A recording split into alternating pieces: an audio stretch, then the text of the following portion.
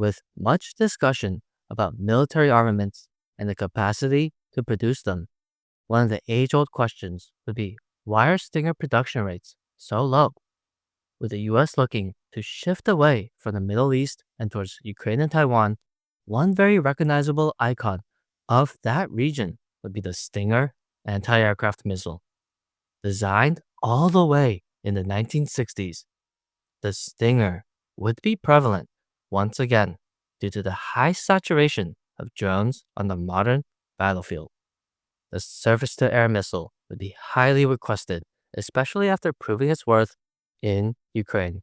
With over 1,000 being sent to fight the Russians, the army is also looking at its own stockpiles. So while factory and production lines have reopened for the man-portable weapon system, there still is one major bottleneck that's hampering the Army's production.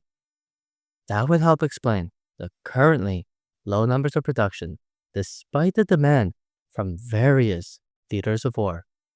The culprit would be the Dual Detector Assembly, or DDA, a component of the missile seeker. This specialized component is a sensor with infrared and ultraviolet detectors. Unfortunately, the part isn't being produced anymore, so the current assembly lines are using existing stock of the DDA component. With an eye for the future, the Stinger DDA will be redesigned.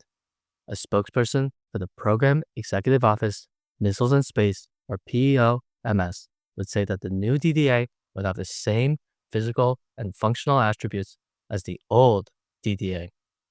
The redesigned Stinger DDA would go through a battery of qualification tests to ensure it meets all performance requirements before being integrated into the Stinger production line. Quite the statement. That's usually probably how all executives want their programs to go. With Raytheon producing the missile systems in their factory at Tucson, Arizona, the Army would expect delivery of the new DDA components in 2026.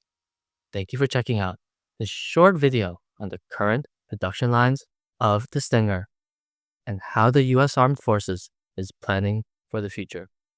If you like this sort of content, don't forget to like and subscribe, and maybe comment which kind of topics, weapon systems, drones you would like to be covered.